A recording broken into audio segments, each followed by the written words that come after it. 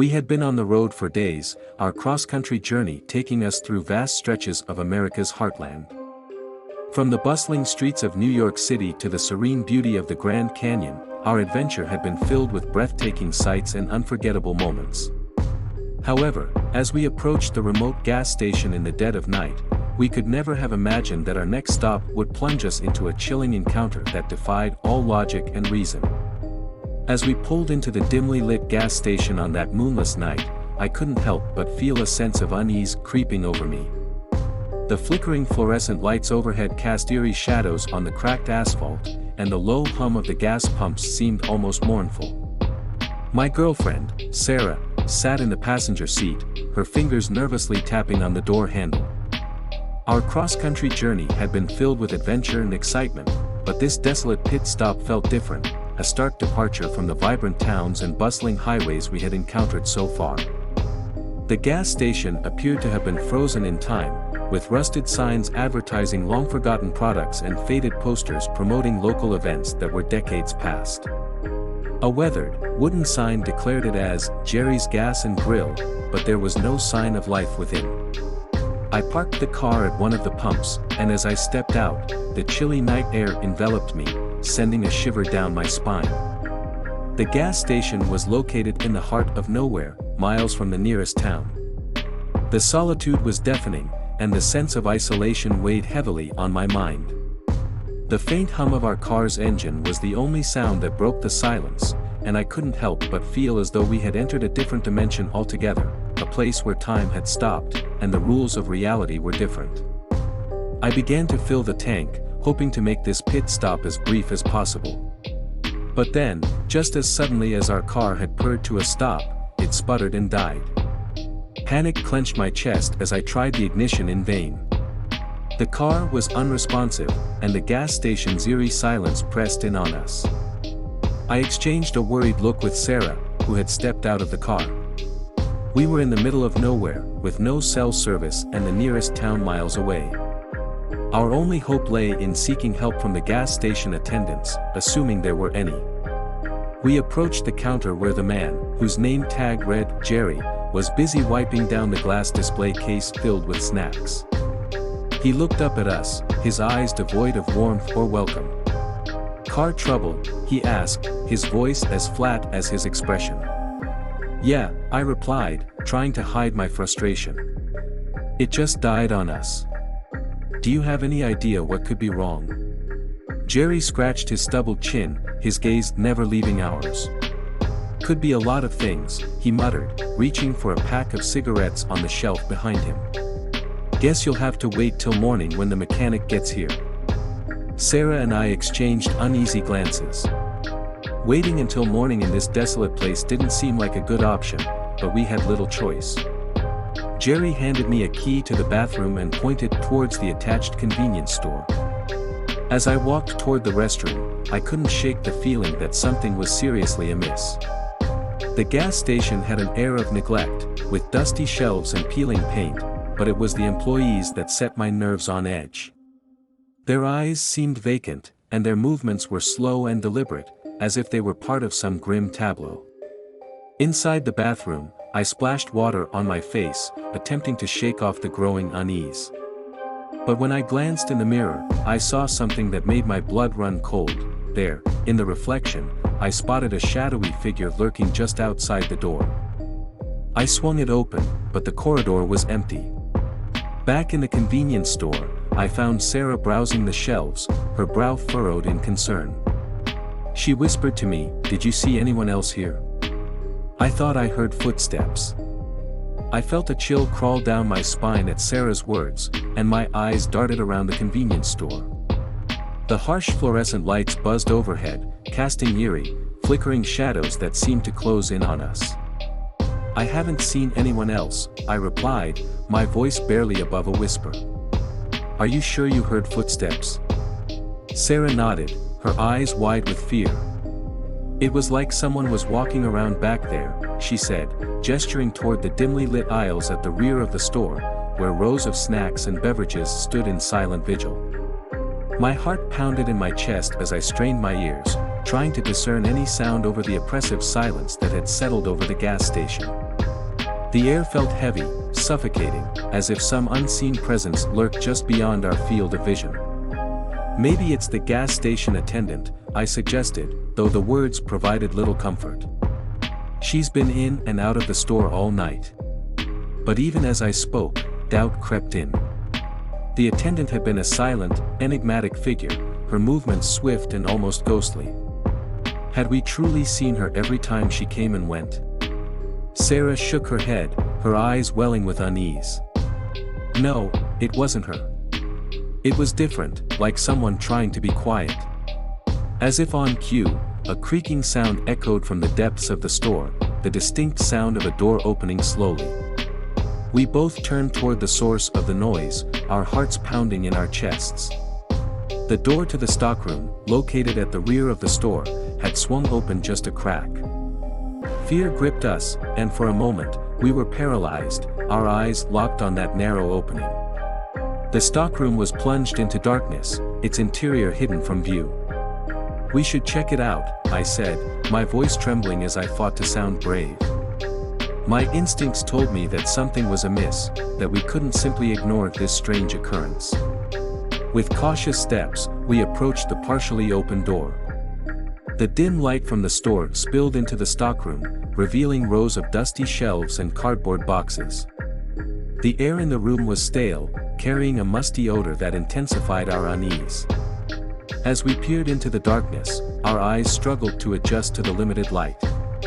Shapes and shadows seemed to dance on the periphery of our vision, and the sense of being watched grew more intense. "Hello?" I called out, my voice quavering. "Is anyone there?" The only response was silence, broken only by the distant hum of the gas station's refrigerators. My heart continued to race as we debated whether to push the door open further and investigate or retreat back into the relative safety of the store. But before we could make a decision, the door to the stockroom swung open wider, revealing the abyss beyond. Our breaths caught in our throats as we stared into the darkness, where an unsettling sensation of being watched emanated. And then, from the depths of the stockroom, a voice, an indistinct, whispering voice, seemed to murmur something unintelligible. The words were like a cold, clammy hand brushing against our skin, sending shivers down our spines. Without a second thought, we retreated, slamming the stockroom door shut and bolting it from the inside. The eerie presence in that dark chamber had sent us fleeing in terror, our hearts pounding, our minds racing. "What was that?" Sarah exclaimed, her face pale and filled with dread. We decided to keep our guard up and stay together. Hours dragged on as we sat in the dimly lit gas station, our unease deepening with every passing minute. The attendants, including Jerry, seemed to multiply, appearing and disappearing in the shadows. Their conversation was hushed, and their words were indecipherable, as though they spoke a language only they understood. Eventually, the fatigue of our cross-country journey began to take its toll. Sarah rested her head on my shoulder, her eyes growing heavy. But I couldn't shake the feeling that we were being watched, that something sinister lurked just beyond our field of vision. As the night wore on, the gas station's flickering lights and the constant drone of the pumps played tricks on my tired mind. Shadows seemed to dance in the corners of the room, and I couldn't help but wonder what secrets this forsaken place held. Finally, as the first hints of dawn broke on the horizon, we heard the distant rumble of an approaching engine. A tow truck pulled into the gas station, its driver a grizzled man in coveralls. He examined our car and, with a few quick maneuvers, had it running again. We thanked him profusely, eager to put the gas station and its eerie attendants behind us. As we pulled back onto the highway, I couldn't help but glance back at the fading silhouette of the gas station in the rearview mirror. The sense of relief was palpable, but the unsettling memory of that night would stay with us, a haunting reminder that not all pit stops are as ordinary as they seem. Stretched out before me like an endless ribbon of asphalt, disappearing into the inky darkness of the night. My headlights cut through the void, revealing only a small section of the lonely highway ahead. It had been hours since I'd seen any signs of civilization, and the fuel gauge on my dashboard was inching perilously close to empty. That's when I saw it, the faint glow of a neon sign on the horizon, promising respite from the desolation. As I drew closer, the sign came into focus: Sullivan's Gas and Go, open 24/7. A sigh of relief escaped my lips. The idea of running out of gas in the middle of nowhere was not a pleasant one. I signaled and pulled into the dimly lit parking lot, the soft hum of my engine the only sound in the still night. The gas station appeared to be straight out of a bygone era, a relic from a time when these remote stops dotted the American landscape. The old-fashioned pumps stood like sentinels under the dim glow of overhead lights, their metal bodies showing signs of weathering and wear. A small convenience store was attached to the gas station, its windows darkened by the racks of snacks and soda within. I stepped out of my car and shivered as a chill ran down my spine. The air felt different here, thicker, laden with a sense of unease. It was as if the very atmosphere held its breath, waiting for something to happen. The station itself was eerily quiet, devoid of the usual low hum of fluorescent lights or the distant hum of refrigeration. I approached the gas pumps, expecting to hear the familiar ding of the service bell as I entered the store. But there was no sound, no welcoming jingle. I frowned, peering through the store's glass door. The interior was dimly lit, but I couldn't see any sign of movement. "Hello?" I called out, my voice echoing through the empty parking lot. No response. I pushed the door open cautiously and stepped inside, the hinges creaking in protest.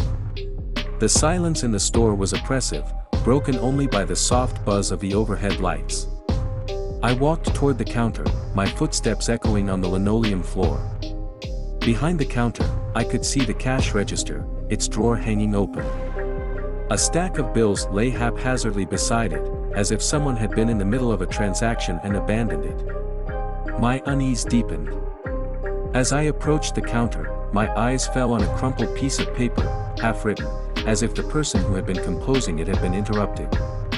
I picked it up and read the scrawled words: "Can't wait any longer. Something's out there, watching. I have to go." My heart raced as I absorbed the message. Where had the gas station attendant gone? What had they seen that had prompted them to leave this cryptic note?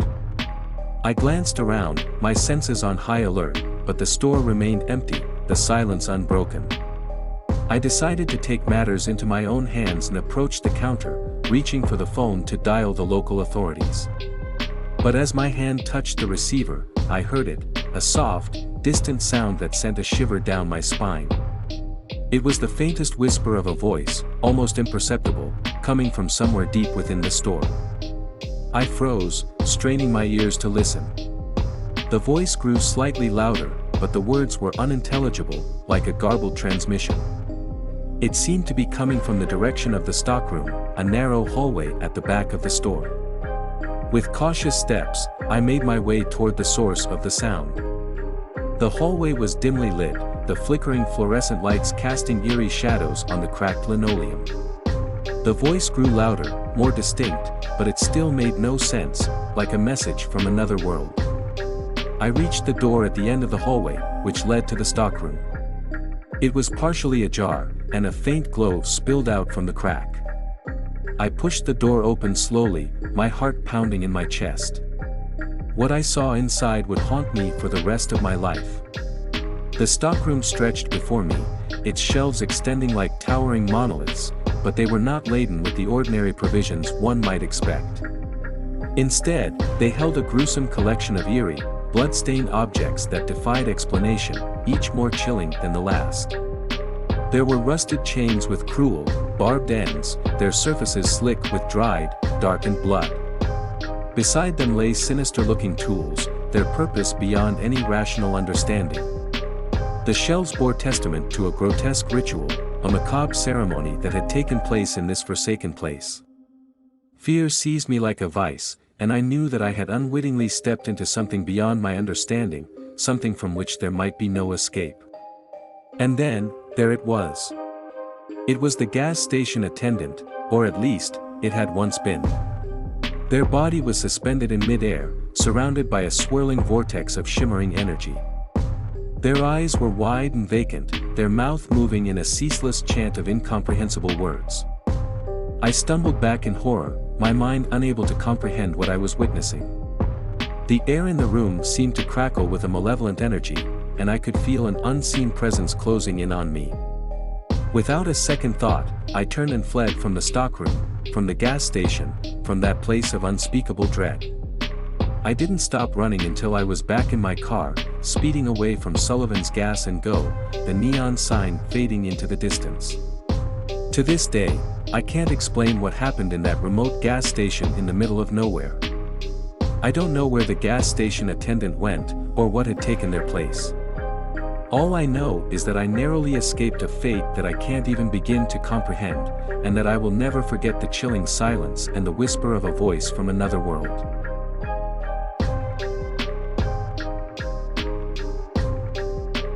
Long day on the road, the sun dipping below the horizon as our group of friends continued our cross-country journey. We had been traveling for hours, each mile bringing us closer to our destination. With the promise of adventure and good times ahead, our spirits were high, and the camaraderie between us was electric. But as darkness fell, and the miles stretched on, we decided it was time for a much-needed pit stop. We spotted a highway gas station up ahead, its neon sign flickering in the night like a welcoming beacon. The decision to pull in was unanimous. After all, it was the perfect opportunity to stretch our legs, grab some snacks, and refuel our cars. We parked our vehicles in a neat row, engines rumbling as they settled into a brief slumber. Laughter and chatter filled the air as we spilled out of our cars, the excitement of the journey coursing through our veins. Inside the gas station, the fluorescent lights hummed softly overhead, casting a sterile glow on the rows of snacks and drinks. We split up to cover our essentials, salty chips, sugary treats, and a variety of caffeinated beverages. The gas station attendant, a middle-aged woman with tired eyes, gave us a nod of acknowledgement as we made our selections. As I approached the counter with my arms full of snacks, I couldn't help but overhear a conversation between the attendant and one of my friends, Jake. "Long drive, huh?" the attendant said with a weary smile. "Yeah, it feels like we've been on the road forever," Jake replied. The attendant's expression turned somber. "You be careful out there, especially at night. There are some strange things that happen on these highways." Jake chuckled, thinking she was just trying to spook us for fun. "Like what? Ghost stories and urban legends?" The attendant's gaze remained fixed on Jake, her eyes filled with a depth of seriousness that sent a chill down his spine. "No, young man. I mean strange things. Things you can't explain." With that cryptic warning, Jake paid for his snacks and joined us at the exit. We left the gas station behind, the faint glow of its neon sign gradually fading in our rearview mirrors. As we approached our parked cars, the excitement from moments ago was replaced with confusion and disbelief. One of the vehicles, a sleek black sedan, was gone. In its place, there was nothing but an empty parking spot and a lingering sense of unease. The chill of disbelief settled over us like a heavy, suffocating fog as we stood in the gas station's dimly lit lot. Our eyes darted from one side to the other, desperately seeking an explanation for the inexplicable. The empty parking spot seemed like a void in the universe, a gaping maw that had devoured our friend's car without a trace. "Okay, this has to be some kind of prank, right?" Mark, our level-headed friend, suggested with a nervous chuckle. He looked around as if expecting our missing friend to jump out from behind a nearby gas pump, laughing at the elaborate hoax. But the eerie silence that enveloped us was all the answer we needed. No one emerged from the shadows to reveal the joke. No laughter echoed through the night. It was as if the world had swallowed our missing friend and their car whole. I took hesitant steps toward the empty spot, the fine hairs on my neck standing on end. The harsh fluorescent lights above flickered intermittently, casting eerie shadows that danced like phantoms around the scene. The air felt charged with a palpable tension, as if some unseen force was watching, waiting. We circled the parking lot, scouring every inch for any clue, any sign of what could have happened. But there was nothing, no shattered glass, no broken locks, not even a skid mark to indicate a hasty escape. It was as though the car had never existed in the first place. Panic gripped us as we realized the gravity of the situation. How could a car vanish from a well-lit gas station with no signs of forced entry or theft? It was as if it had been plucked from existence. We searched the surrounding area, frantically calling out the name of our friend whose car had disappeared, hoping for any sign of a prank or an explanation. But the night remained eerily silent, broken only by the distant hum of passing vehicles on the highway.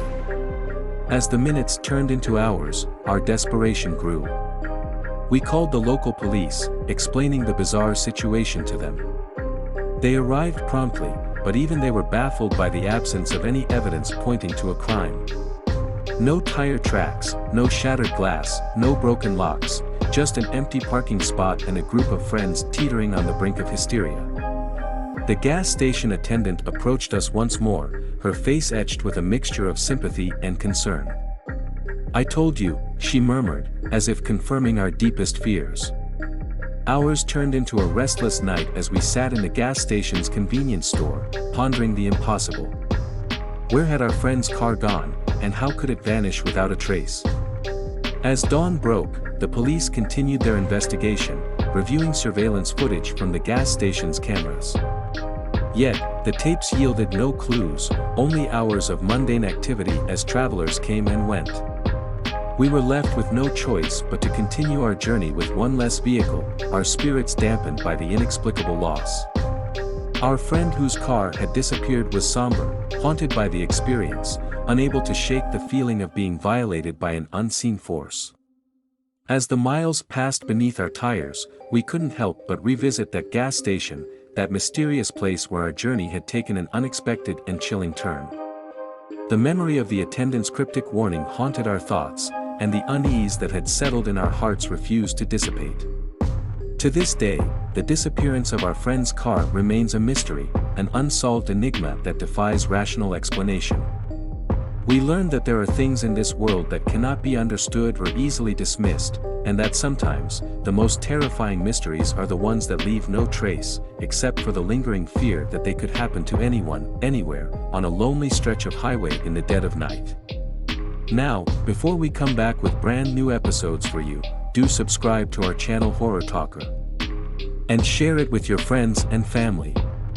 Until next time, stay awake and stay alert, because you never know.